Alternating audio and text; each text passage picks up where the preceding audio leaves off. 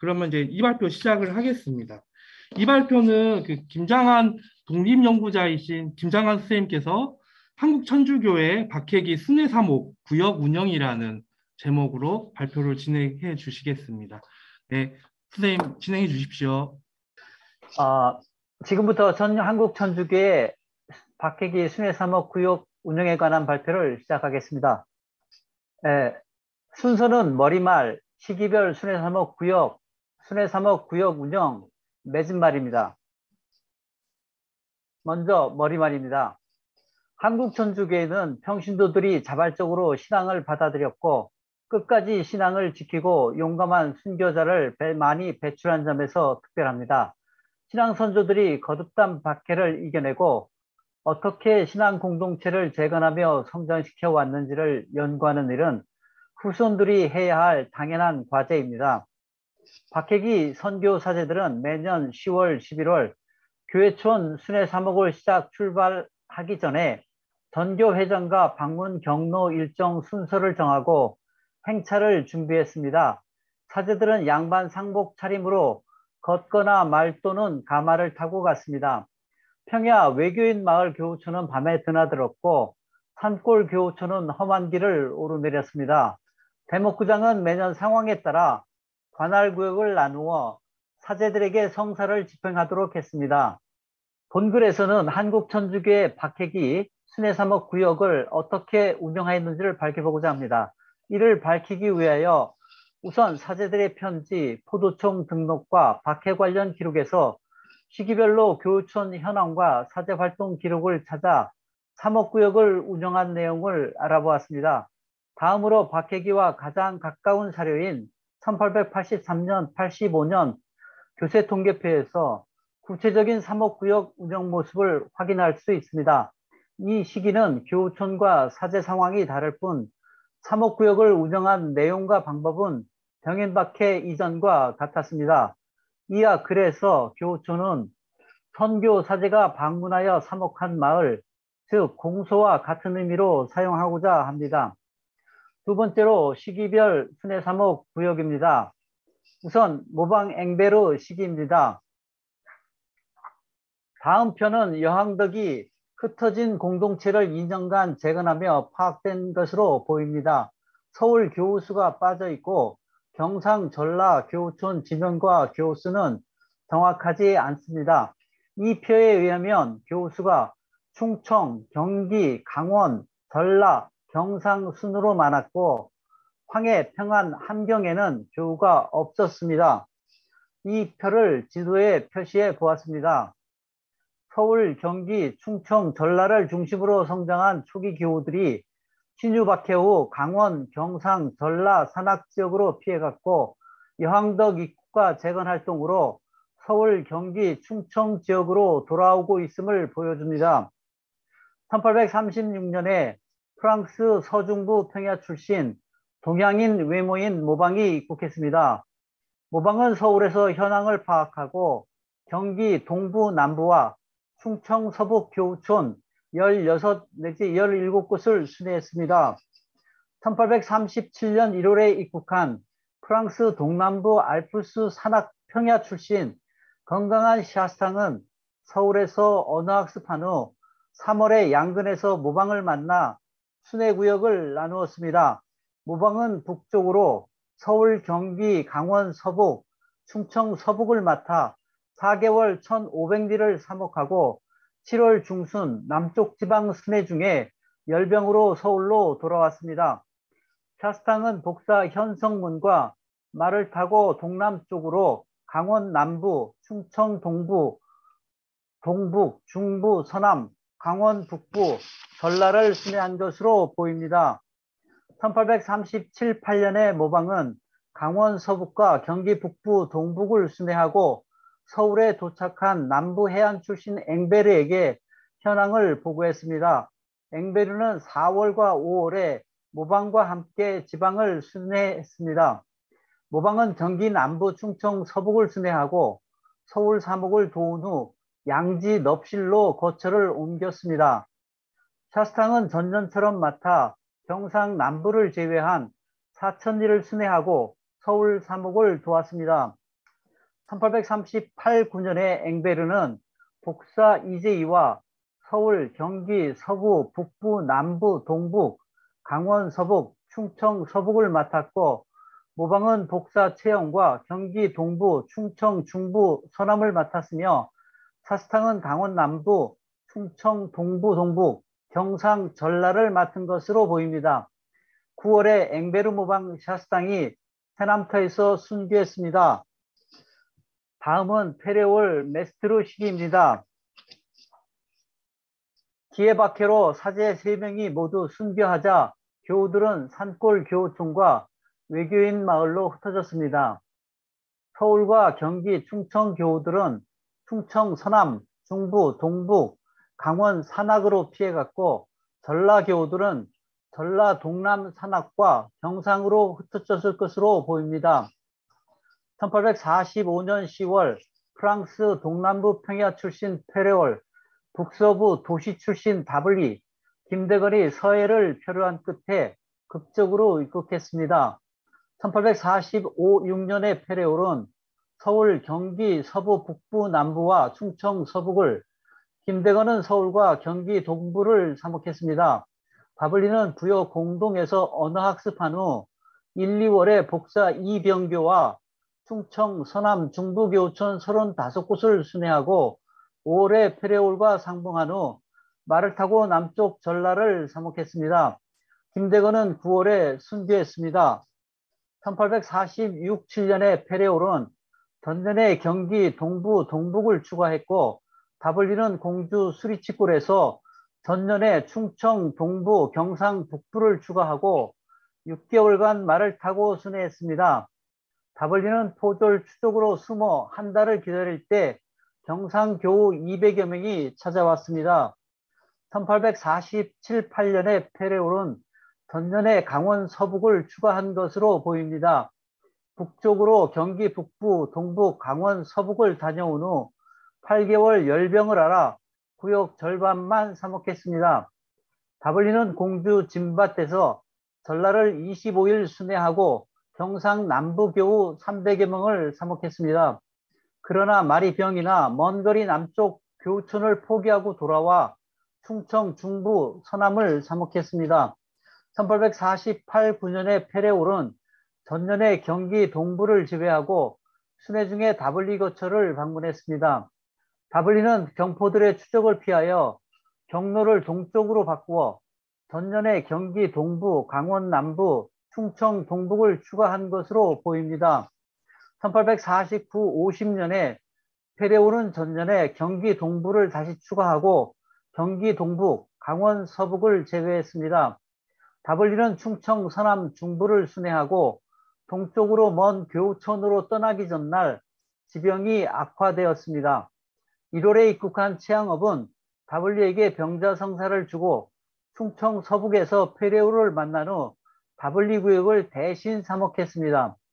최양업은 말을 타고 전라를 시작으로 충청, 경상, 충청, 동부, 동부, 강원, 경기 동북에 이르는 6개월 5개도 5,000리를 처음 순회했습니다.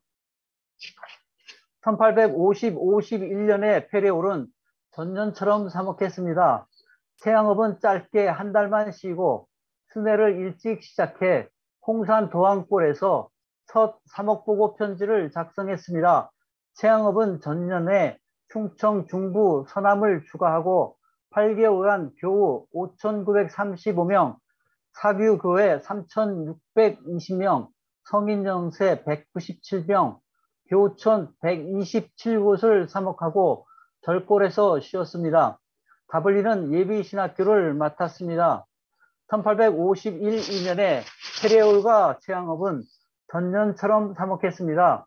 페레올은 3월부터 중병을 앓았기 때문에 다블리가 서울에서 3개월간 남은 사목을 마쳤습니다. 8월에 프랑스 동부 알프스 산악 출신 강건한 메스트로가 고군산도로 입국했습니다. 1852, 3년에 메스트로는 서울에서 경기 동부 북부, 충청 중부 동북, 강원 남부를 맡았고 병약한 다블리는 용일 손골에서 서울 경기 서부 남부와 충청 서북을 사목했을 것으로 여겨집니다. 다블리는 가마를 타고 순회했고 겨우 300여 명을 방문하지 못했습니다. 2월에 페레올이 선종했습니다.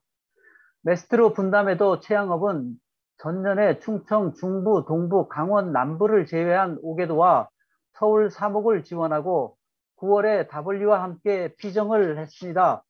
1853, 4년에 전년처럼 사목하고 W가 맡았던 서울을 메스트로가 추가한 것으로 보입니다.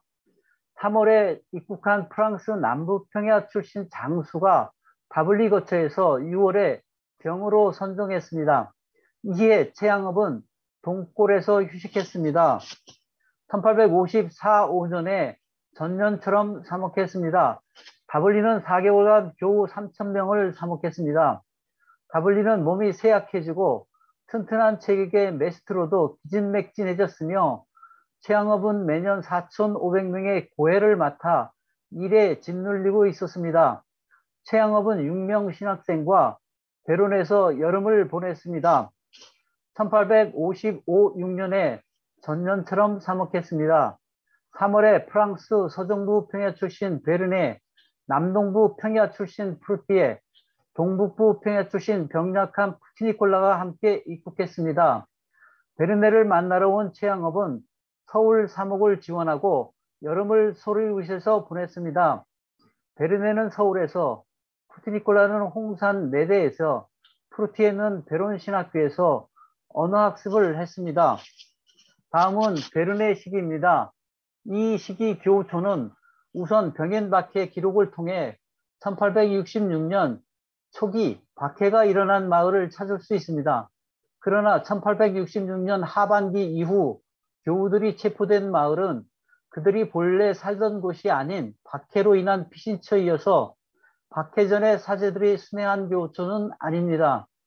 기록에서 박해가 심했던 충청, 서울, 경기 교우초는 찾을 수 있으나 박해가 덜했던 전라, 강원, 황해, 평안 교우초는 찾기가 어렵습니다. 다음으로 한불자전에 첨부한 리델의 조선 지도입니다. 리델은 고을 지명에 십자를 첨가하여 교촌 마을이 있던 곳을 표시했습니다. 이 지도는 박해 기록에 나타나지 않는 남해, 해남 등 유배지 발생 교우촌과 황해, 평안도 많은 고을에 교우촌이 있었던 모습을 보여주고 있습니다. 이 시기 교우촌 교울수는 충청, 경상, 전라, 경기, 평안 순이었습니다. 마지막으로 사제들 편지에 나타나지만 리델 지도에 빠진 교우촌은 양성, 미리내, 낭천, 만산, 경주, 선필, 영해, 예주 등입니다. 굵은 글씨체는 1866년 이전 박해 기록에 나타난 고을입니다. 이 표를 지도에 표시해 보았습니다. 지면 관계상 황해, 평안, 함경은 생략했습니다. 1856, 7년에 베르네는 서울, 경기, 서부, 북부, 동부, 남부를 맡아 걸어서 순회했습니다. 푸티니콜라는 홍산 내대에서 충청, 서북, 서남을 맡았고 메스트르는 전년에 서울, 경기, 동부를 제외하고 경상, 동북을 추가한 것으로 보입니다. 최양업은 전년에 충청, 서남, 경상, 동북을 제외한 5개도를 맡은 것으로 여겨집니다. W는 광천 인근에 거주하며 순교자 역사 집필을, 프루티에는 대천에서 베론 신학교를 맡아 근처 교우를 사목했습니다. W는 3월 말경 모든 사제를 서울로 불러 W를 부주교로 서품하고 조선대목구 첫 시로들을 개최했습니다. 이때 베르네 출신지와 인접한 서중부 평야 출신 동양인 외모로 강건한 페롱이 서울에 도착했습니다. 페롱은 용인 손골에서 10월까지 언어학습과 사목 실습을 했습니다. 최양업은 불무골에서 2번이나 페롱을 찾아가 여러 날을 묵었습니다. 1857, 8년에 베르네는 전년처럼 사목했습니다. 푸티니콜라가 중병으로 광천에서 휴양하며 W를 도왔습니다. 메스트르는 신창 창말에서 충청, 서북, 중부를 맡았으나 12월에 덕산 황무실에서 과로에 의한 병으로 선종했습니다.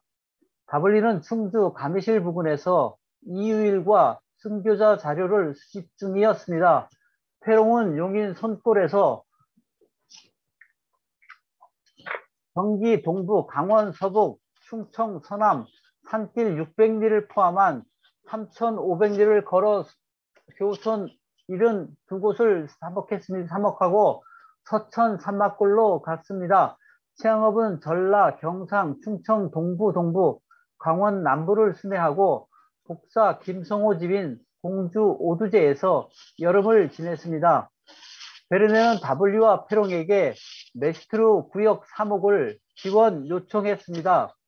1858, 9년에 베르네는 전년에 경기 남부를 제외했습니다.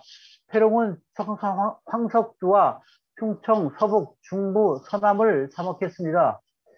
W는 순교자 증언을 수집하기 위해 경상 전라 교우촌을 3개월 방문해 최양업을 도왔습니다. 최양업은 재작년처럼 옥에도 7,000리를 순회하고 안곡에서 여름을 지냈습니다. 푸티니콜라는 진천 배티에서 경기 남부, 충청 동부, 강원 남부, 경상 동부 교우촌 77곳을 6개월간 4,300리를 걸어서 사목했습니다. 1859, 60년은 모두 전년처럼 맡았으나 정신박해로 서울, 충청 동부, 강원 경상 순회를 중단하고 피신했습니다. 베르네가 북쪽 순회 중에 서울로 돌아왔습니다. 가블리도 거처에서 4일 거리 교우촌을 사목 지원 중에 피신했습니다. 페롱이 맡은 충청, 서북, 중부, 서남은 피해가 적었습니다. 피해가 가장 심했던 최양업은 언양, 중림에서 여름을 지냈습니다. 푸티니콜라는 진천 원동으로 피신하고 2달 후에 순회를 재개했습니다. 1861년에 베르네는 서울, 경기, 서부, 북부를 사목하고 기력이 떨어져 교우촌 30곳을 방문하지 못했습니다. 다블리가 경기 동부, 충청 동부를 지원했습니다. 페롱은 전년처럼 순회하고 최양업이 사목하지 못한 경기 동부, 강원 서북을 지원했습니다. 최양업은 경상 전라를 사목하고 서울로 오던 중 6월에 문경에서 선종하여 11월에 베론신학교에 묻혔습니다. 푸티니콜라는 전년처럼 맡았고 길에 현상이 게시되어 경로를 바꾸어 순회했습니다.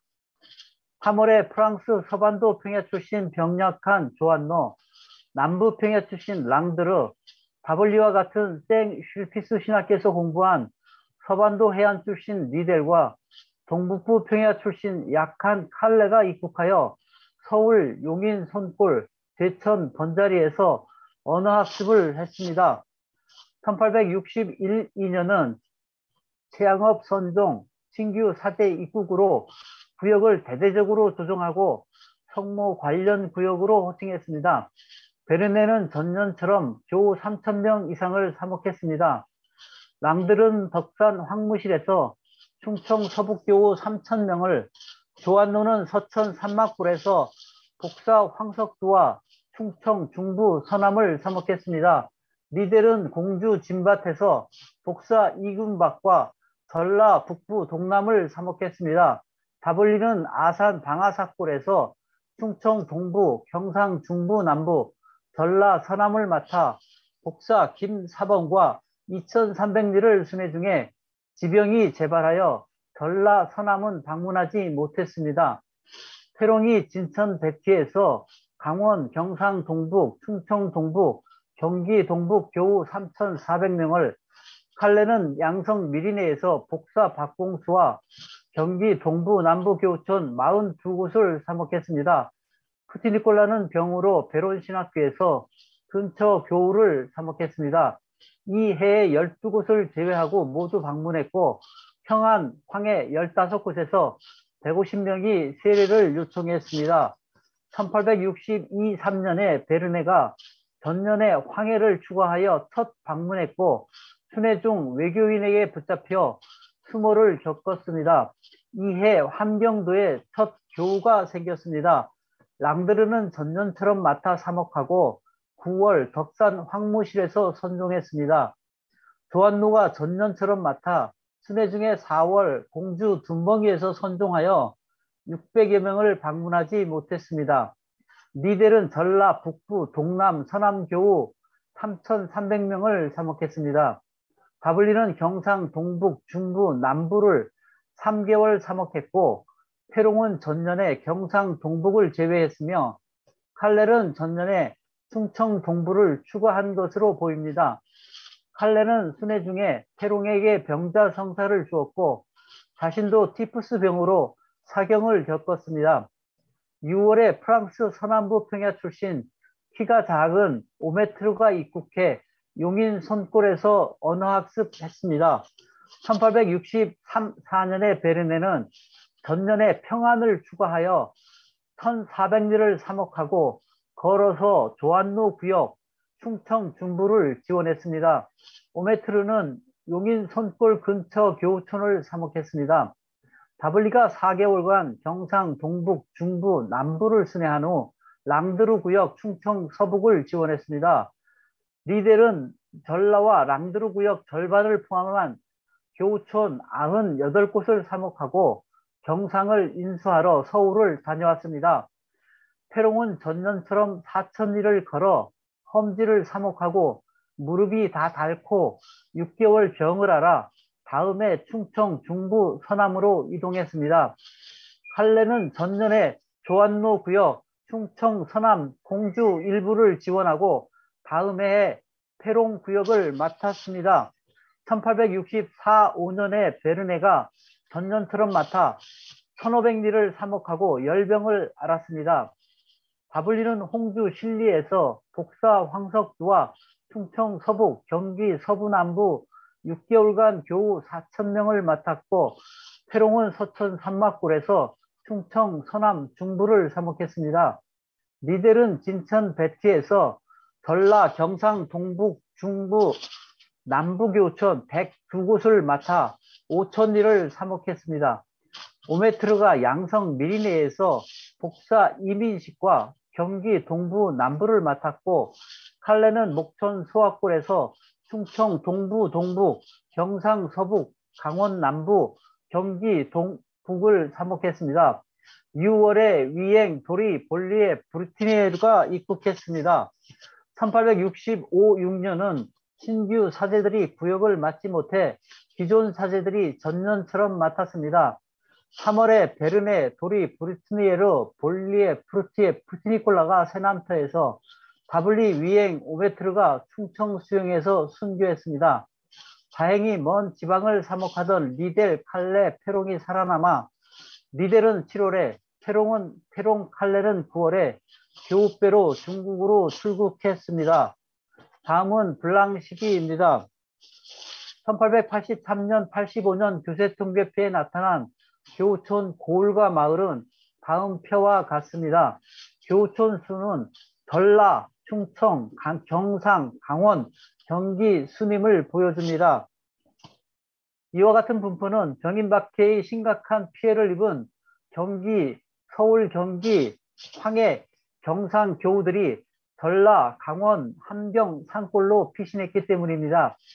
블랑 드게트가 입국한 이후 충청, 서울, 경기, 황해, 경상, 박해 교우촌이 서서히 재건되는 모습을 볼 수 있습니다. 1876년 5월 프랑스 동북부 산악 평야 출신 큰 키의 강건한 블랑과 서정부 해안 출신 약한 드게트가 입국했습니다. 블랑은 서울 현황을 파악한 후 남쪽과 북쪽 소식을 듣고 순회 사목을 준비했습니다. 드게트는 입국해 계속 병을 앓았습니다. 1876, 7년에 블랑은 10월에 황해를, 12월에 서울을 사목하고 가마로 경기 북부, 강원 서북, 남부를 사목했습니다. 드게트는 서울, 충청, 동부, 서북을 순회했습니다. 9월에 프랑스 동남부 산악 출신 동양인 외모인 두세와 그의 동기인 동북부 산악 출신 노베르가 리델과 함께 입국해 황해 백천에서 언어학습했습니다. 1877, 8년에 재입국한 리델은 서울에서 블랑은 전라 북부 동남과 경상 서부에서 드게트는 전라북부 동남에서, 두세는 황해와 강원 서북에서, 노베르는 강원 서북과 함경 남부에서 사목했습니다. 니델은 의주 밀사 발각으로 1월에 체포되어 사목을 중단하고 사제들은 피신했습니다. 10월에 블랑은 대목구장 직무대행으로 임명되었습니다. 1878, 9년에 블랑은 전라 북부 동남을 순회하며 경주 건천에서 두 차례 두세를 만났으며 경상 남부와 대구를 사목하고 용담에서 휴식했습니다. 드게트는 전라 북부 서남과 충청 서북 중부 서남을 순회하고 5월에 공주 구례말에서 체포되어 10월에 요동으로 추방되었습니다. 노베르는 상령에서 경기 동북 황해 강원 서북을 걸어서 사목하고 양구에 거처했습니다. 두세는 함경 강원 동부 남부 충청 동부 동북 경상을 순회하고 천연두와 열병을 앓았습니다. 1879, 80년에 블랑이 6개월간 전라 교우촌 58곳을 사목하고 열병을 앓았습니다. 노베르가 전년에 서울 경기 북부 강원 동부를 추가하고 병에서 회복한 두세는 전년에 강원 동부를 제외했습니다. 81년에 블랑은 고산 다리실에서 전년에 충청 서남을 추가했습니다. 노베르는 전년에 서울을 제외하고 충청 동부 강원 남부를 추가해 8개월간 사천리를 순회하고 지평 고술에서 휴식했습니다. 두세는 경상, 전라 동부, 충청 동부, 중부, 서북을 사목한 것으로 보입니다. 11월에 프랑스 동북부 평야 출신 미텔과 인접지역 출신 리우빌이 장현으로 입국해 언어학습했습니다. 미텔은 9월산가 서울에서 사목했습니다. 호졸에게 체포되었던 리우빌이 석방되어 서울을 거쳐 충주, 숭선으로 갔습니다. 1881~2년에 미텔이 서울과 경기를 사목했습니다. 블랑은 전라 북부 서남을 순회하고 서울로 올라와 동현 본당을 설립했습니다. 리우빌은 충주 숭선에서 충청 동부를 거쳐 전라 동남 북부를 순회하고 고산 독소굴에서 휴식했습니다. 노베르는 전년에 평안도를 추가했습니다. 두세는 전년처럼 맡아 교우촌 61곳을 사목하고 서산 소길리에서 휴식했습니다. 1882, 3년에 블랑이 서울, 양주, 광주, 황해, 평안, 이천을 사목했습니다. 두세는 충청, 서북, 중부, 서남, 전라, 북부, 동남을 사목하고 전주, 배제에서 휴식했습니다. 리우빌은 고산, 얼음골에서 전라, 북부, 서남을 사목했습니다. 미텔은 서울에서 강원, 함경, 수원을 맡았고 노베르는 원주, 부원골에서 경기 동북, 충청 동부, 경상 교우촌 43곳을 사목했습니다. 4월에 프랑스 서정부 해안 출신 푸아넬은 인접지역 출신인 드게트와 함께 입국하여 서울에서 언어학습을 했습니다. 1883, 4년에 블랑은 서울과 전체 사목을 총괄했습니다. 순교자 15과 격리를 맡은 미텔은 서울과 경기 북부, 동부, 남부 교우촌 13곳을 사목했습니다. 두세는 전라 북부와 경상, 충청, 서북, 중부, 서남 교우촌 68곳을 순회하고 고산 먹방이로 돌아왔습니다. 리우빌은 고산 얼음골에서 전라 북부, 서남, 동남을 사목했습니다. 푸아넬은 황해, 평안, 강원 서북 교우촌 16곳을 사목하고 서울에 들러 중화에서 휴식했습니다. 재입국한 드게트는 충주 숭선에서 충청 동북, 원주, 경기 동북, 강원 남부 동부, 함경 교우촌 23곳을 순회하고 이천 망답에서 본당을 설립했습니다.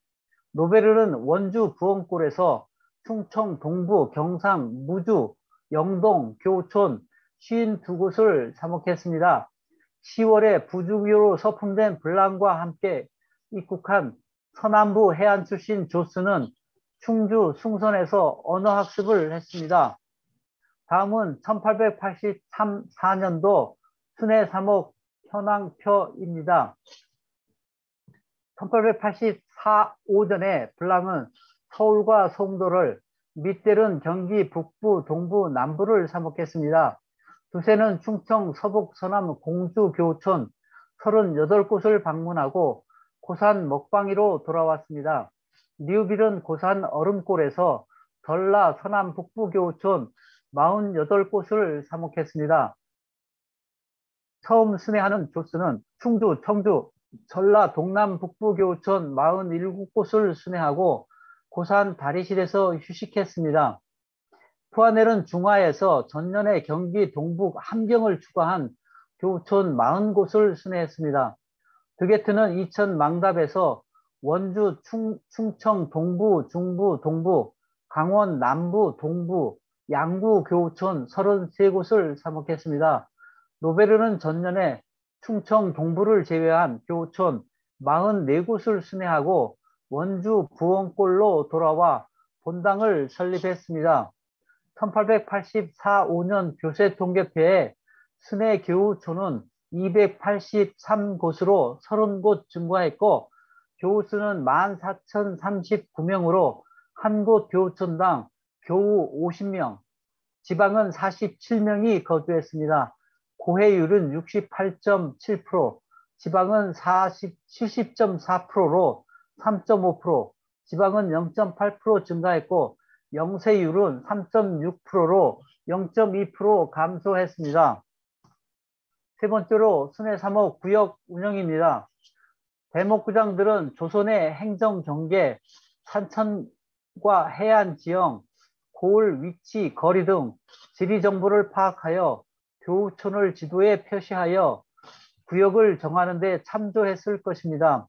한국의 지형은 산이 70% 이상이고 태백산맥 줄기가 경상과 충청, 경상과 전라를 나누어 지리산까지 이어집니다.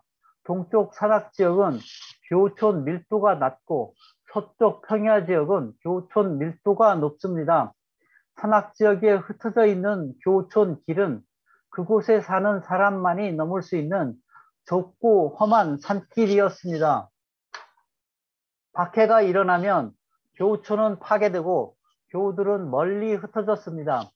산골 교우촌은 안전을 대비해 도나 고을 경계선상에 위치했습니다.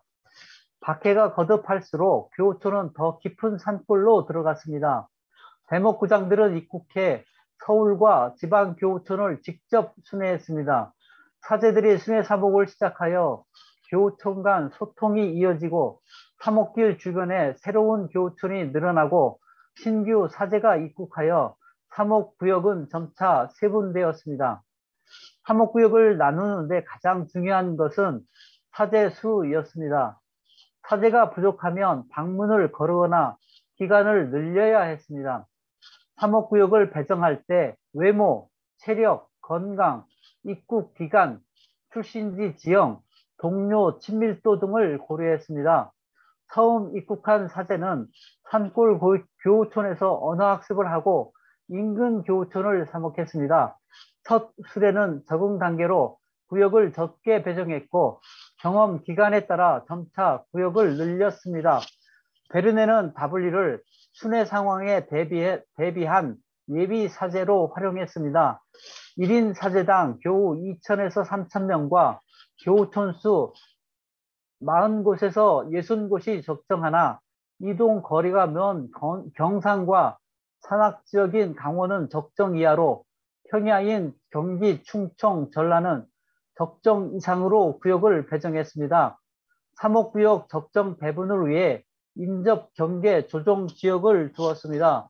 인접 조정 지역으로 원주, 충주, 경기, 동부, 남부, 충청, 중부,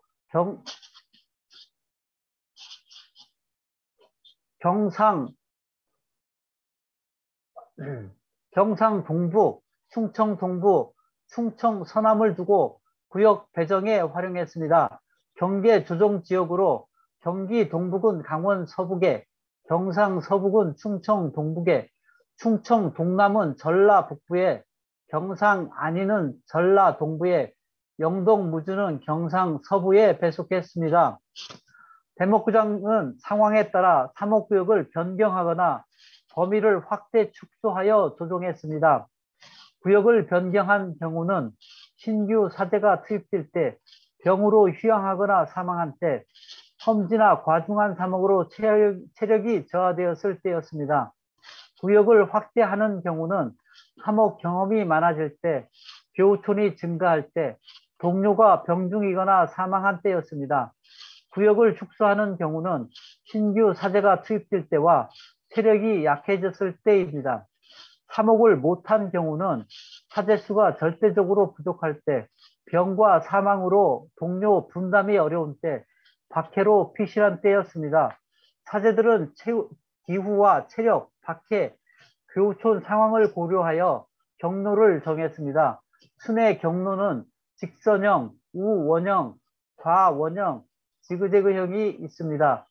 체영업은 기후를 고려하여 매년 좌원형으로, 겨울에는 남쪽 전라, 경상, 충청을, 봄철에는 강원 서북과 경기 동북을 순회했습니다. 프랑스 사제들은 안전을 위해 1, 2년 만에 반대 경로를 이용했습니다. 사제들은 6 내지 8개월 순회 사목을 마치고 4 내지 6개월 여름 거처에서 휴식을 했습니다. 농번기, 장마, 무더위로 순회가 어렵기 때문입니다. 여름 거처는 안전을 위해 한 곳에 한 명씩 지냈고, 피정 성사를 위해 인근 거리에 다른 사제 거처를 마련했습니다. 사제들은 대목구장과 소통하기 위해 담당 구역 안에서 비교적 서울과 가까운 곳에 거처를 두었습니다. 체영업은 순회 종착점인 경기 동북과 시작점인 충청 서남 전라 사이에 평화마을에 매년 다른 거처를 마련했습니다. 체영업은 노출 위험이 적어 산골에서 숨어 지낼 필요가 없었으나, 프랑스 사제들은 안전을 고려하여 산골 교우집에서 지냈습니다. 사제들은 여름 거처에서 사목 보고서와 편지를 작성하여 대목구장에게 전달했습니다. 대목구장은 이를 취합하여 편지들과 함께 음력 10월, 11월 밀사를 통해 파리와 로마에 전달했습니다. 교세 통계 항목은 모방, 페레월, 베르네, 블랑 시기를 거치면서 점차로 늘어났습니다. 처음에는 교수를 짐작으로 추정했으나 체영업이 순회하면서 정확하게 집계한 것으로 여겨집니다. 다음 표는 박해기 전체 사목 보고를 종합한 표입니다. 교우와 교우촌 수를 추정하여 사제당 평균적으로 순회한 교우촌 수를 짐작할 수 있습니다. 맺은 말입니다. 박해는 교우들을 멀리 흩어지게 했고, 순회 사목은 교우촌을 연결하여 공동체를 재건시켰습니다. 1836년 모방이 교우들을 찾아가는 순회 사목을 처음 시작했습니다. 1803년 사천 대목구 신호도에서 사제가 고해성사를 직접 수행해야 하고, 모든 교우는 적어도 1년에 한 번 고해성사를 받아야 한다는 규정에 따라 순회 사목을 했습니다. 1850년에 체양업이 입국하여 교우 수가 파악되고 전체 지역을 반복 순회하여 체계가 확립되었습니다. 블랑 시기에 가장 깊은 강원, 전라, 산골 교우촌에서부터 경상, 충청, 서울, 경기 교우촌을 재건시켰습니다. 이 시기는 용이한 입국 상황으로 적절하게 순회 사목을 수행할 수 있었습니다. 대목구장은 지리 지형과 교우촌 사제수에 맞추어 사목구역을 배정했고, 매년 상황에 따라 구역을 변경, 확대, 축소했으며 병, 사망, 박해 등에 적절히 대응했습니다. 또 대목구장은 구역의 적정 배분을 위해 인접 경계 조정 지역을 두어 운영했습니다.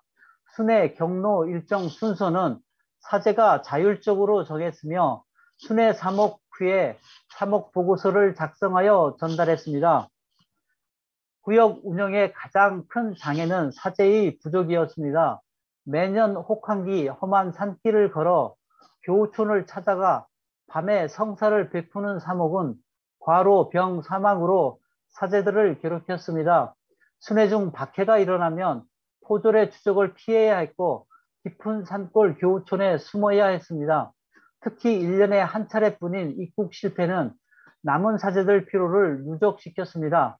가장 어렵고 힘들었던 구역은 메스트로, 페롱, 푸티니콜라, 칼레가 맡았던 동서로 긴 충청 동북, 강원 남부, 경상, 서북, 동북 구역이었습니다.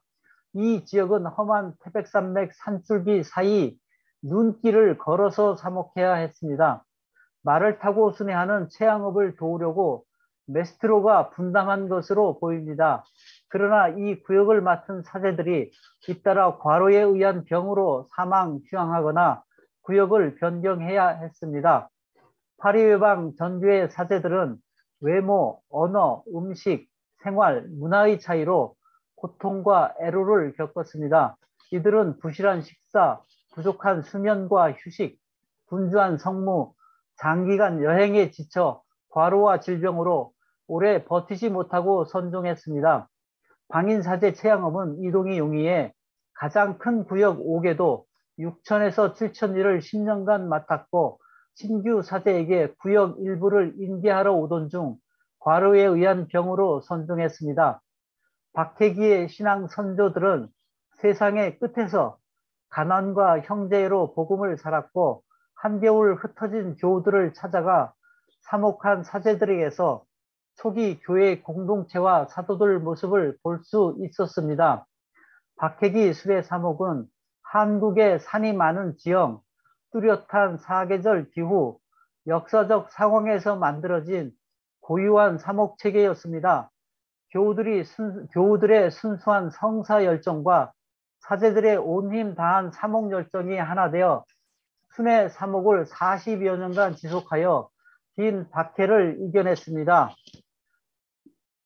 이상으로 한국 천주교의 박해기 수레 사목 구역 운영에 관한 발표를 마치겠습니다. 경청해 주셔서 감사합니다. 네, 선생님 감사합니다. 네, 김정환 선생님께서는 기계바퀴부터 병인박해기까지 교우촌이 어떻게 지정되고 운영되었는지 살펴보셨습니다. 이에 대해서는 저희 연구소의 조한검 소장신부님께서 토론을 해주시겠습니다. 네, 일단 다시 한번 발표 감사드립니다. 네, 토론 시작하겠습니다. 찬미애 스님, 김장한 라파엘 선생님께서는 전문적으로 스스로 공부하지 않으셔서 처음으로 이런 발표를 하신다고, 그래서 실은 이 교우촌 전문가는 다 따로 있는데요.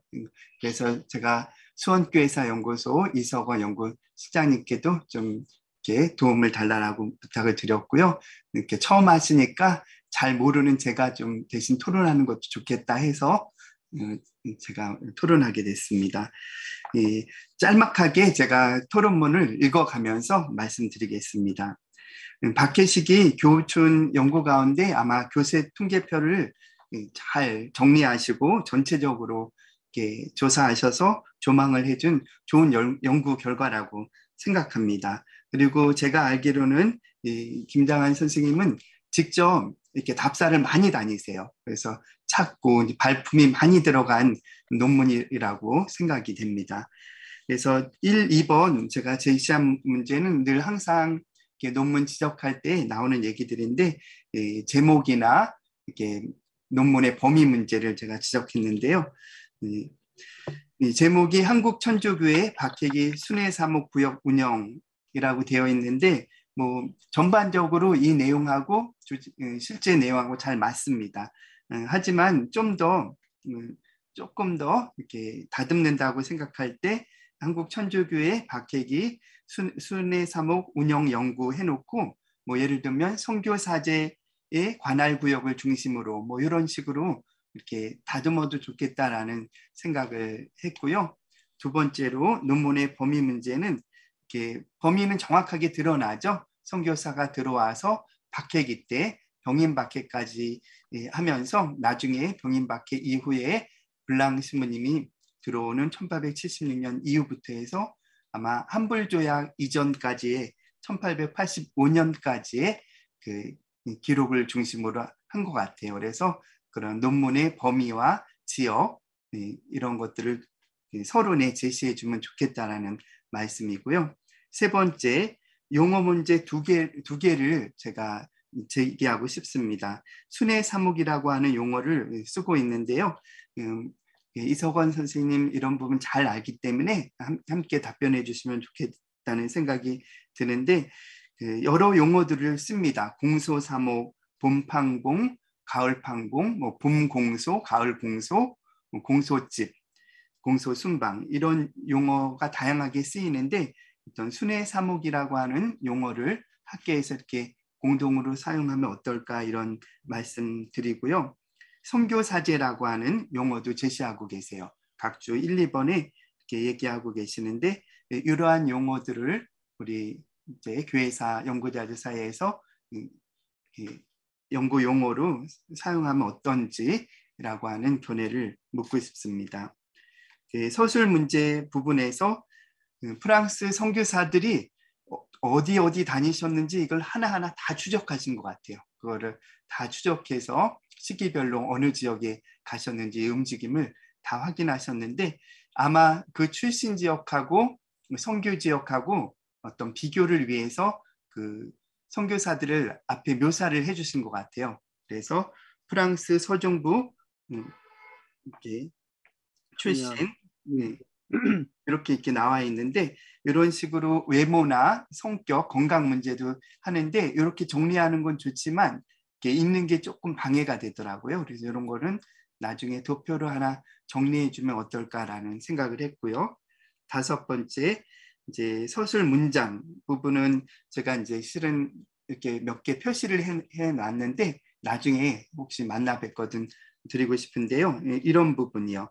각주 23번에 이 베드로가 양집 대마실에서 모방에 혼배했다를 조금 더 정확하게 모방 신부에게 혼배 성사를 받았다, 이렇게 좀 정확하게 서술해 주면 좋겠다라는 말씀을 드립니다. 다음 6번으로 넘어갈게요. 14쪽 용어 문제인데요. 여기도 둘째 줄에 경계 조정지역 혹은 인접 조정지역이라고 하는 용어가 나오는데요.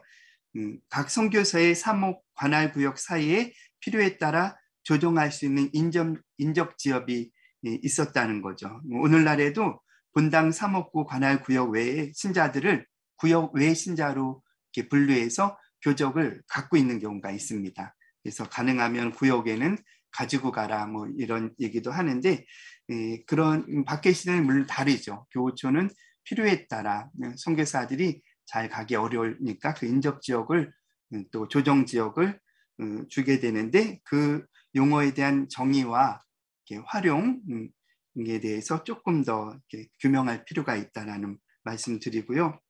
14쪽에서 순회 경로를 직선형, 우원형, 자원형 이렇게 말씀해 주셨는데 기준이 있어야죠. 그래서 선교사들의 사목 동선의 유형에 따라 이러한 기준에 따라서 이렇게 나눌 수 있다라고 표시해 주면 좋겠습니다. 질문을 몇 가지 드리는데요. 각주 137에 1878년부터 평상복에 얼굴 가리는 삼배 부채를 이용했다라고 하는데, 우리 상복을 입은 거는 우리 잘 알고 있는데 언제부터 이게 그 얼굴 가리는 부채를 사용했는지 근거는 뭔지 알고 싶고요. 순회사목 구역 운영에 대해서 선교사들이 제작한 지도에 대해서 언급하고 있습니다. 9번 질문인데요. 모방 신부님, 또 김대건, 리덴 신부가 그린 조선 지도를 말하고 있는데, 이러한 지도를 활용해서 선교사들의 대략적인 순회 경로를 다시 재구성할 수 있을까라고 하는 질문을 드리고요. 또 10번째 질문은 교세 통계표를 종합해서 지역별 교우촌의 신자 비율 및 증감을 잘 정리해 주셨는데, 이것이 통계상의 오류가 어느 정도 있을까 정확성에 대해서 한번 말씀해 주시면 좋겠습니다. 그리고 세세한 질문들은 다시 한번 살펴보시면 좋겠고요. 그 12번 질문, 연구자는 기존의 교세 통계 및 박해시기 자료를 토대로 직접 답사도 많이 하신 걸로 알고 있는데요. 혹시 이러한 작업과 연구에 가장 어려움이 혹시 어디에 있었는지 이러한 글을 써 나가시고 정리하는데 어려움을 좀 듣고 싶습니다. 그리고 마지막 15번 질문으로 마무리할게요. 순회 사목을 오늘날 교구 사무작자들에게 한번 적용할 부분이 있다면, 그렇게 열심히 찾아다니는 사목을 하셨는데 사실 오늘날 본당은 그렇지 않죠. 찾아오는 신자들한테도 잘하는지 제 스스로도 반성을 하게 되는데, 그렇게 혹시 거기서 배울 만한 사목적인 교훈이 있다면 말씀해 주시면 좋겠습니다. 하여튼 기존의 연구 성과를 바탕으로 굉장히 많이 발품을 찾아서 연구해 주셔서 다시 한번 감사한다는 말씀 드리고, 앞으로 교세 통계표에 있는 교우촌 지명도 더 정리가 잘 되고 해서 실질적인 교우촌 운영에 대한 미시적인 연구가 잘 될 수 있도록 함께 해주시면 좋겠습니다. 네, 이상입니다. 네, 시무님 토론 감사합니다. 네, 시무님께서 제목, 논문의 범위, 용어 문제 등 세세한 몇 가지 질문까지 해주셨는데요. 이에 대해서 김장환 선생님께서 바로 답변해 주시면 감사하겠습니다. 예. 먼저 이런 자리를 마련해서 처음으로 이렇게 발표를 하는 경험에 대해서 정말 감사합니다. 그리고 이 글을 꼼꼼히 잘 살펴서 체크해 주시고 그 다음에 지적해 주셔서 조한관 신부님께 특별히 더욱 감사드리겠습니다. 우선 제가 이 신부님의 토론문에서 질문 첫 번째 제목과 목차 문제를 말씀해 주셨는데, 신부님의 좋으신 지적으로 반영을 하도록 하겠습니다. 그다음에 논문의 범위 문제도 마찬가지로 저는 한국 천주교의 박해기를 1874년에서 1885년으로 보았고요. 그 중에 이제 순회 사목을 수행한 기간이 1836년에서 1885년까지로 잡았습니다.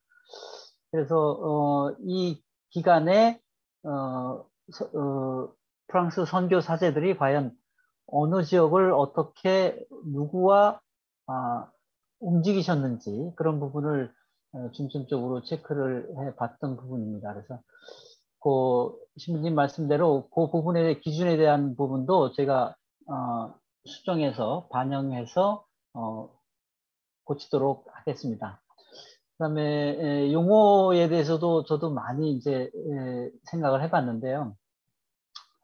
일단 사목 방문, 사목 순방 이런 것인데, 이 용어는 특히 조금 부분적이고 일시적이라는 느낌이 좀 강합니다. 반면에 순회 사목은 매년 구역 전체를 정기적으로 순회한다. 그래서 영어로 이야기하면 라운드, 그러니까 전체를 돈다 또는 투어를 한다는 점에서 박해기 상황에 좀 더 적합하다고 생각을 했습니다. 또 공소 사목이나 판공, 공소 순방 같은 용어는 본당이라는 거점을 두고 주변에 있는 공소를 다녀오는 개념, 영어로 얘기하면 트립 한다 그러는데 다녀오는 개념인 반면에 박해기에는 본당이 없었기 때문에 오로지 교촌 사목만을 했다는 점에서 조금 좀 더 순회 사목이 어울리지 않을까 이렇게 생각을 했습니다. 또 여러 선생님들의 좋으신 그 의견이 있으시면 표출해 주시면 좋겠고요. 그 다음에 선교사제라는 용어는 선교사라고 하는 미셔너리라고 하는 선교사라는 용어가 전교를 위해 다른 나라로 파견된 사제나 목사라고 지칭을 하고 있습니다. 그래서 카톨릭적인 면에서 볼 때 카톨릭 선교사는 사제지만 프로테스탄트 개신교장에서 보면 목사 분들이 있고, 또 최근에는 평신도 선교사라는 용어가 또 이제 많이 등장해서 쓰이고 있습니다. 그래서 신부님이 지적해 주신 대로 가톨릭에서의 선교사라는 것은 교황 파견 선교사라는 용어가 아주 정확하게 맞을 것 같습니다. 그러나 저는 한국 천주교의 박해기에 파견된 선교사는 모두가 성사를 집행하는 사제만 있었다는 점에서 그리고 이분들이 하신 일이 주로 교촌에 가서 성사를 집행하는 일에도 힘들었습니다. 그렇기 때문에 프로테스탄트 개신교 선교사라든가 평신도 선교사와 구분하기 위해서 선교사제란 용어를 사용했습니다. 그다음에 이 선교사들 논문을 읽을 때 선교사들의 그 출신, 성격, 뭐 이런 그 외모 이런 것들을 저희가 반영을 했는데 그 부분이 조금 좀 매끄럽지 않은 부분이 있던 건 사실이었던 것 같습니다. 그래서 신부님 좋은 지적에 감사드리고 그걸 표로 반영하도록 하겠습니다. 네, 또 홈배라든가 이런 신부님께서 지적해 주신 그 서술의 문장들은 수정해서 저희가 반영하도록 하겠습니다.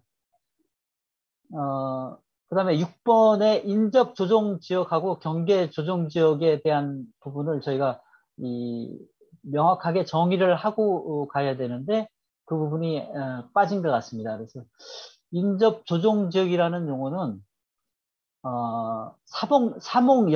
사목 매년 한 사제가 이제 구역을 맡는데 올해는 A 사제, 그 다음에 내년에는 또 사목 상황이 달라지기 때문에 B 사제가 맡는 그런 중복되는 지역입니다. 그러니까 사목 연도 상황에 따라 담당 사제를 다르게 배정할 수 있는 지역을 이야기하고 있습니다. 그래서 이 부분은 뭐 한 해에 A라는 사제하고 B라는 사제가 동시에 할 수 있는 건 아니고 그런 경우에 대목구장이 또 구역을 사목 지원을 하기 때문에 그런 부분이고 경계 조정 지역이라 하는 것은 순회 사목 편의상 행정구역이 다른 행정구역에다 듣습니다. 그래서 행정 경계상에 있는 교촌들이 주로 행정 경계상에 있었기 때문에 전라도와 충청도에서 전라도 쪽에 붙어 있는 그 교촌, 예를 들어서 진잠이라든가 연산이라든가 이런 데는 그 진산, 그 당시에 진산 전라도, 금산 전라도와 같은 그쪽에 소속해서 순회를 했습니다. 그래서 경계 조정 지역이라는 것은 이제 그런 의미인데 이걸 좀 더 가다듬어서 정의를 가다듬어서 각 주에 설명하도록 하겠습니다. 그 다음에 순회 경로의 형태인데 이 부분도 이런 기준을 첨부해서 그대로 반영하도록 하겠습니다. 그 다음에 평상복의 얼굴 가리는 3대 부채에 대해서 이 부분은 제가 죄송하게 생각합니다. 이 부분은 그 AMDP 580297 페이지에서 가족에게 보낸 로베로 편지 중 이게 78년도 4월 19일자 편지인데 가마로 이동 중에 가마 안에서 이동할 때 3배 부채를 이용해서 얼굴을 가렸다는 내용을 제가 잘못 이해했습니다. 그래서 추가로 확인을 해보니까 1883년 4월 드게트하고 푸아넬이 인천에서 서울로 배를 타고 인천으로 서울로 오시는데 그때 상복을 착용했습니다. 그래서 제 생각에는 1884년도에는 또 개신교 선교사들 알렌 아펜잘라 언더우드 이런 분들이 1884년부터 이제 선교 활동을 시작하기 때문에 1883년 말이나 1884년으로 추정됩니다만은 정확하게 언제 상복을 벗었는지는 여러 선생님들이 알고 계시면 좀 알려주시면 감사하겠습니다. 다음으로 선교사들의 대략적인 순회 경로를 재구성할 수 있는가 하고 문의를 하셨는데 일단은 교촌 현황, 그러니까 교촌만 정확하게 우리가 찍을 수 있다면 순회 경로는 충분히 재구성할 수 있다고 생각합니다. 다음 10번째 질문에 이제 교세 통계표에 나타난 오류에 대해서 말씀하셨는데 교세 통계표상의 수치 오류는 한 3가지 면에서 나타납니다. 일단 첫 번째로 사료가 오래됐기 때문에 잉크가 사라졌다든가 뒷면이 베어나서 오는 판독에 에러가 있습니다. 이게 이러한 부분하고 두 번째로는 사제들이 서로 다른 필기체로 숫자를 적습니다. 그러니까 이 숫자가 5자, 9자, 7자 이렇게 사제들이 적는 숫자가 오식할 수가 있습니다. 그래서 그런 부분에서 오류가 있을 수 있고, 또 당시에 사제들이 그 교우촌으로 한 49, 50곳가들을 20몇 가지 되는 항목을 계산기 없이 단순 계산을 합니다. 그래서 이 단순 계산에서 나오는 오류가 있습니다. 그래서 이 부분이 저도 정확하게 어떻게 해결해야 될지는 잘 모르겠었는데, 제가 사용한 글에서는 일단 사제들이 교우촌과 항목으로 쭉 사제들이 교재통계표 밑에 합계하고, 그 다음에 대목부장이 사제들을 또 해서 전체적으로 종합판표가 있습니다. 그래서 그 종합판표하고, 그 다음에 대목부장이 연말에 사목보고 편지를 보낼 때 거기에 들어있는 수치하고를 대조해서 확인을 한 부분입니다. 그 다음에 교촌 답사하고 이런 자료를 할 때 어려운 점이 무엇이 있었는가 하고 시민님께서 말씀하셨는데, 이 교촌 연구는 지역 중심 연구입니다. 그러니까 현지 지역이 중심이 되기 때문에 지역 각 교구에서 축적된 사료하고 자료가 많이 있습니다. 근데 이런 부분들을 일단 제가 접근할 수도 없고 자유롭게 열람할 수 있었으면 아주 큰 도움이 되겠다고 생각합니다. 마지막으로 수레 3억을 오늘날 어떻게 적용할 부분이 있을까 신부님께서 말씀하셨는데, 박해기의 사제들은 정말 온힘 다해서 교우촌을 찾아가서 사목을 했습니다. 근데 오늘날에는 이제 그런 상황이 아니기 때문에 오늘날 상황을 보면 어떤 시간과 공간을 초월해서 어떤 개인 간의 어떤 맞춤형의 소통 시대를 갖고 있습니다. 그래서 사목자가 먼저 관할 구역 교우를 찾아서 소통하는 그런 교우별로 맞춤 사목하는 시스템이 필요한 시점이 아닌가 이렇게 생각을 합니다. 그러니까 이제 어느 날 이제 전화가 걸려와서 저 본당 신부입니다. 누구누구 형제님 요즘 어려움은 없으신가요? 이렇게 한다면 이제 그동안에 우리가 잊어버린 양들을 찾는 그런 일들을 할 수 있다고 생각합니다. 이상으로 답변을 마치겠습니다. 네, 선생님 답변 감사합니다. 신부님 그 추가 질문이나 뭐 예, 더 아주 있으시면. 특별한 건 없습니다. 아주 잘 들었습니다. 네, 신부님 감사합니다. 네, 매번 제가 시간 관계상 하는데요. 지금 4시 11분인데, 네, 이성원 선생님 짧게 질문 부탁드립니다. 좀 들리시나요? 저도 이제 관심 있는 분야이기도 하고, 제가 사실 여기 관련돼서 이제 논문 쓰고 싶다 생각이 몇 년째 계속 있었는데, 제가 이제 엄두도 못했던 거를 이제 스님께서 해주셨기 때문에 상당히 어떻게 보면 큰 자극이 됐다라고 말씀드릴 수가 있고요. 그 다음에 이제, 기본적으로 저도 이제 제목 자체에서 나온 것처럼 이 제목 자체가 상당히 많은 주제를 담고 있다. 그래서 이 수액 3억 구역 이제 운영이라 하는 것서 2장과 3장에 있는 내용들이 사실은 거의 한 문단마다 하나 이제 주제 논문 될 만한 문제 제기를 하고 계시다. 그래서 그렇기 때문에 이거를 이제 다 아까 했던 뭐 삼국 얘기냐 아니면은 뭐 선교 사제들의 출수 문제 이런 것도 다 하나씩 다 논중되어야 될 주제라는 것들이죠. 그런 것들이 이제 굉장히 많은 이제 그것이 포함되어 있는 논문이기 때문에 아까처럼 이걸 좁혀야 된다라고 말씀을 다시 드리고 싶고, 특히 이제 사목구역에 대해서 이제 해주시는 게 이제 제일 좋다고 생각을 하고요.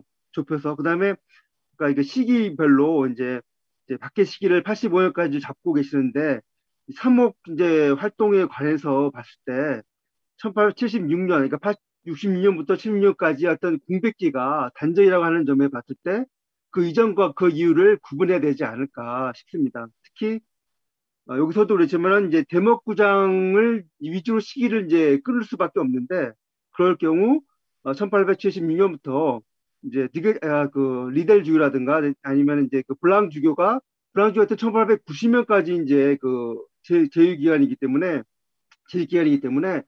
하나의 이제 시기로 이제 끊을 수도 있기 때문에 박해지기 삼목시기 했을 때는 1866년까지를 끊고 그 이전에 대목구장 지금처럼 대목구장으로 시기를 다시 분해해서 이제 보는 것이 좋지 않을까 이제 그렇게 말씀드릴 수 있을 것 같고요. 그다음에 이제 그럴 경우에 이제 이게 순사목의 주체가 누구냐? 여기서 보면은 모방신부 이후에 주로 파례방 정교회 선교사제들을 이제 위주로 하고 있는데 그렇게 한다면 파례방 정교회 선교사제라고 아예 이제 그를 국한시켜서 제목도 그렇고 장조에도 그렇게 표시되지 않을까. 왜냐하면은 그 이제 여왕덕 신부라든가 아니면 주무 신부님도 한계에 많았지만은 수의 사목을 했거든요. 만약에 바뀌시기라고 한다면은 주무 신부라든가 여왕 신부까지 포함을 해서 이제 보든지 아니면은 파례방 정교회를 구분하든지 그렇게 구분을 줘야 될 거라 생각이 헤어집니다. 그 다음에 개념 문제에서 다른 것도 다 동의하는데 이 교우청과 공수를 동일시하는 거는 이거는 적절치 않다라고 생각을 합니다. 특히 사목 방문 본당과 연결되어 있는 이제 어떤 그 방문의 대상으로서는 공소라고 하는 것, 그래서 공소회장이 나오는 것이기 때문에 공소와 그다음에 신자들이 살고 있는 교우청과는 좀 엄밀히 구분해서 해야 되고, 그때문에 그 공소를 얼마만큼 이제 사료에서 밝혀낼 수 있는가가 이 논문의 어떤 그 내용을 담아낼 수 있지 않을까 생각이 되어집니다. 그다음에 이제 좀 지략하면서 이제 지적을 이제 말씀을 드리고자 한다면은 이 논문이 이제 물론 이제 이전까지 이제 연구 성과들이 많지 않았기 때문에 그 연구사 정리를 이제 충분히 하시지 않았지만 그럼에도 불구하고 이제 좀 더 연구사 정리가 필요하다. 특히 이제 1861년 이제 8구역에 대한 것들은 여기도 말씀하셨다시피 론의 신부가 했던 것 자체가 뭐 뒤에도 나오지만은 이건 사실상 이제 일종의 오류거든요. 66년 정도 된 당시에 그 관할 구역을 61년 당시로 이제 똑같다고 생각해서 그런지 몰라도 60년 당시에 구분했기 때문에 그 잘못된 구분이 통사와 통수에 대해서 지금까지도 계속 이어지고 있는데 사실 거기에 대해서 많은 이제 그 부분적으로 지적을 해왔고 그렇기 때문에 여기에 대한 어떤 연구사 정리 차원에서도 그것을 언급하고 그것을 이제 얘기를 해야 된다. 그리고 피숑 신부가 1930년대 때도 그 정리할 때도 이 8구에서 얘기하면서 론의 신부 얘기를 그대로 했습니다. 그럼에도 불구하고 그 다음 내용에 좀 각설에 좀 더 자세히 내용이 들어가면은 그것과 상쇄되는 부분도 또 피숑 신부가 이제 언급을 하고 있거든요. 예를 들면 리데 신부가 이제 그 피숑 신부 같은 경우는 이제 충청도 지역을 했다고 돼 있지만 실제로 전라도 지역을 했는데 그것이 피숑 신부에도 얘기도 나오거든요. 바로 이런 이제 연구사 정리 같은 것들이 좀 충분히 반영이 돼야 된다라고 말씀을 드릴 수 있을 것 같고 가장 이제 그 앞으로도 이제 연구하시는데 중요한 것이 바로 이 자료들을 어떻게 구체적으로 이제 소개해주고 논증할 것인가. 특히나 이제 여기서 많이 언급되고 있는 포조 등록이라든가 아니면 선교사제의 사유지에 나오는 공소들의 이름 같은 거 아니면 신자들의 이름 같은 것들을 여기서는 이제 간단하게 이제 각주로만 처리했는데 그 자체가 하나하나씩 다 논증이 돼야 된다. 그리고 특히 포조 등록 같은 자료들은 신자들의 기억에 또는 아니면 어떤 식물 속에 나오고 있기 때문에 때로는 부족하거나 아니면 잘못될 수도 있거든요. 그러니까 그런 사유들을 다 비판적으로 해서 다 소개해서 하는 그 작업이 이제 진행되어야 된다라고 이제 말씀을 드릴 수 있을 것 같습니다. 그다음에 이제 자료집이라든가 아니면 번역서를 이제 인용하실 때 그 쪽수만 인용할 것이 아니라 그 자료집이 삼고 있는 원래 정거의 그 대화 소개라든가 쪽수 그 내용 같은 것들도 이제 충분히 이제 반영이 돼서 소개가 돼야 되지 않을까라는 점을 이제 말씀드리고 싶습니다. 그다음에 표일과 표의의 문제가 있는데 표일 1836 교우촌 그러니까 여왕덕 신부가 이제 그 사목 활동에서 나온 결과라고 이제 보셨는데 제가 보기에는 이제 그것은 아닌 것 같고 그는 36년 당시에 모범 신부가 와서 신자들을 통해서 당시의 천주교회의 그 상황을 이제 그 듣고서 적어놓은 것이다. 즉 신부와 사목 활동을 통해서 얻어진 결과라기보다는 신자들이 알고 있었던 대전학교 알고 있었던 정보들을 이제 정리해 놓은 것이기 때문에 이것이 어떤 교세 통계도 아니고 정확성도 떨어질 수밖에 없었다. 그래서 당시 모방 신부들 이걸 일종의 참조하기 위해서 이제 이걸 적어놓은 것이지 이것이 교세 성격으로 이해하는 것은 이제 사실과는 좀 거리가 있을 수 있다라는 점을 이제 말씀드릴 수 있을 것 같고요. 표일도 있고 표위도 그렇고 표위에 이제 그 한불자에 나온 지도 자체에 나온 그 지도를 과연 1860년 이전에 어떤 그 교촌의 지도 표시로만 볼 수 있을까? 저는 오히려 1880년에 나온 한물자도 나온 그 이전에 즉 1870년대 그러니까 한국 천주교가 개건될 당시에 나온 정보들이 또 상당수 거기에 포함되어 있는 것이 아닌가 이런 것들도 논증돼야지만 이제 그 자료로서 사용할 수 있기 때문에 사회 비판이 매우 중요하다라는 점을 이제 다시 말씀드릴 수 있고 표 1과 2의 이제 지역에서 뭐 경기도 지역 이런 것은 큰 문제가 없는데 다시 서부, 북부, 동부, 남부 이런 식으로 지역 구분해서 그것도 계속 본문에서 활용하고 있는데 이것이 뭐 리델 주교라든가 아니면 모방 신부가 이제 아예 애초부터 이렇게 구역을 한 이제 구역이 아니라고 아닌 것이고 필자분이 이제 그렇게 구역을 한 것으로 보여지는데 이것은 좀 자의적인 어떤 그 구역일 수 있고 정확한 어떤 공소를 파악해서 그 지역을 이제 파악하는 것과는 거리가 있을 수 있다. 그래서 이 문제는 정확하게 공소를 파악하고 그 지역을 이제 도표화하는 작업이 중요하지 단순히 서부식으로 하는 거는 오히려 이제 이해하는데 방해될 수가 있다라는 점을 이제 지적해 보고 싶습니다. 그 다음에 사실관계가 이제 여러 가지 틀린 것들이 있는데 그 3쪽에 보면은 이제 37년, 38년 당시 앵베르 주교가 모방신부 함께 활동해서 경기 남부 충청도까지 순회했다라고 하는 거는 사실과는 맞지 않는다. 앵베르 주교 서한을 보더라도 앵베르 주교 38년도 말까지는 지방 순회를 가지 않았거든요.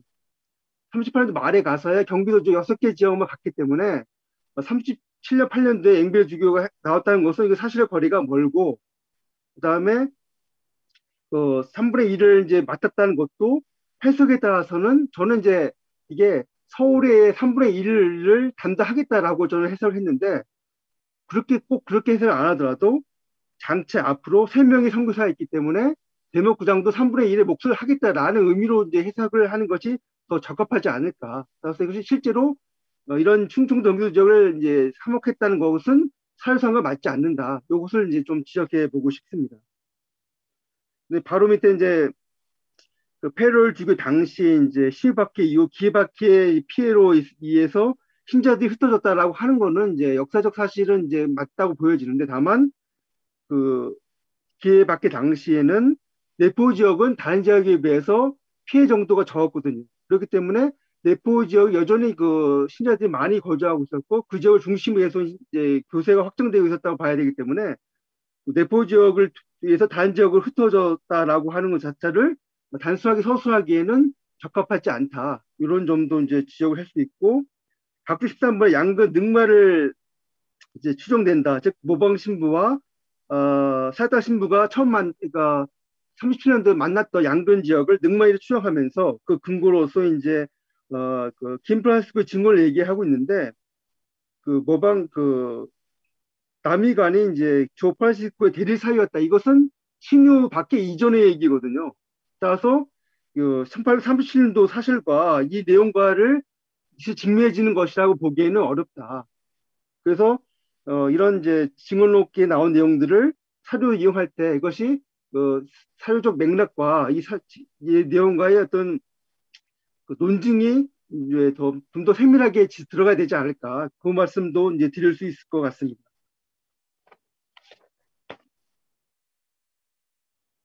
그 다음에 이제 그 선교 사제들이 이제 복사들과 함께 활동했던 것들을 같이 병기하셨는데 요거는 이제 사목 활동에 이분들이 수행 복사서 한 거는 이제 의미가 있지만 이것이 같이 사목 활동을 한 것이 적으로 이제 오해될 수 있는 서술은 좀 약간 지양해야 될 것 같고 그다음에 만약에 이제 수행 복사를 이제 그것도 하나의 작은 이제 그 논문 주제가 될 수 있을 만큼 중요한 거기 때문에 거기에 대해서도 별도로 이제 그 연구가 돼야 되지 않을까 생각이 되어집니다.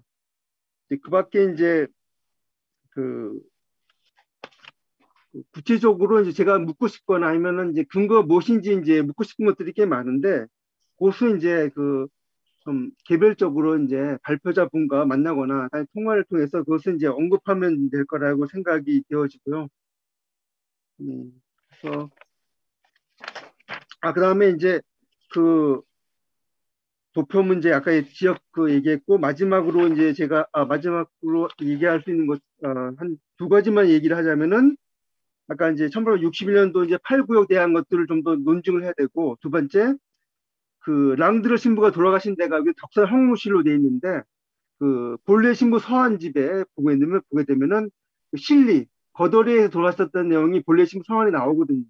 이제 그 문제도 이제 좀 확인을 이제 드리고 싶고요. 그 다음에 이제 마지막에 표 3 같은 경우에 표 3보다도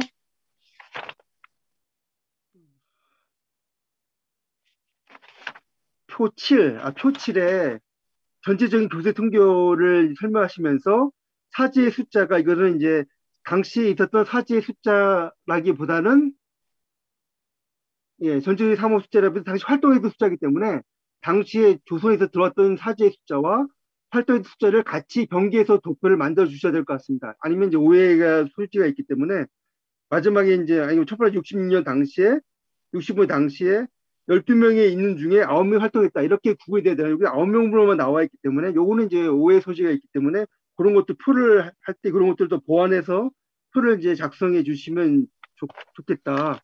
그다음에 이제 여러 가지 이제 아까 이제 그 멸진말에서도 나와 있는 여러 가지 이제 아까 인접이든지 경계역 같은 경우도 당시 실제로 대목구장이라든가 당시 선교사들이 이제 그 설정한 개념이라기보다는 후대 연구자가 이제 연구를 위해 설정한 개념이기 때문에 그것을 구분해서 좀 더 설명해 줄 필요가 있지 않을까. 실제로 대목구장이 인접과 경계를 생각하고서 이제 사목구역을 정했다라기보다는 이렇게 정해진 사목구역을 후대에 해석하는 과정 속에 이렇게 의미를 부여할 수 있다라고 하는 것이기 때문에 그 문제는 별개로 구분해서 논증이 필요하지 않을까 생각이 되어집니다. 그래서 이 정도로 해서 이제 제 질문을 이제 마치도록 하겠습니다. 네, 감사합니다. 네, 이성 선생님, 네, 질문 감사드립니다. 네, 논문의 발전을 위해서 많은 조언과 몇 가지 오류들을 지적해 주셨는데요. 네, 이 모든 것들을 뭐 한 번에 다 답변해 주실 수는 없을 것 같습니다. 네, 짧게 답변해 주시고요. 다음에 또 이성원 선생님이랑 만나서 다른 많은 대화 나누시고 또 수정하실 부분 수정하시는 게 나을 것 같습니다. 네, 답변 부탁드립니다.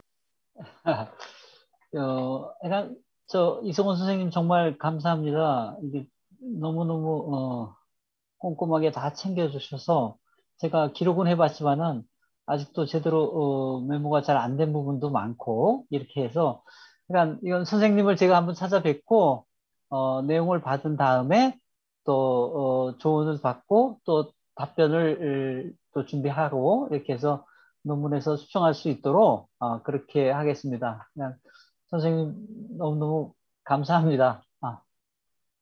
수고하셨습니다. 네, 선생님 감사드립니다. 네, 35분부터 조현범 선생님의 제3발표를 시작하도록 하겠습니다. 네, 두 분의 발표자, 토론자 선생님 감사합니다. 감사합니다.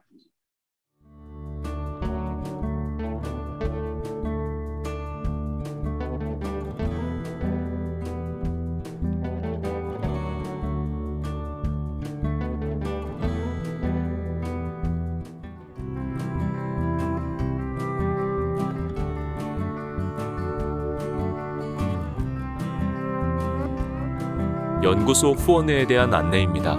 이 땅에 천주교가 전래되어 오늘에 이르기까지 한국 천주교회에 빛나는 역사적 전통을 바르게 밝히는 데 진력하는 한국교회 사연구소에서 여러분의 후원을 기다립니다.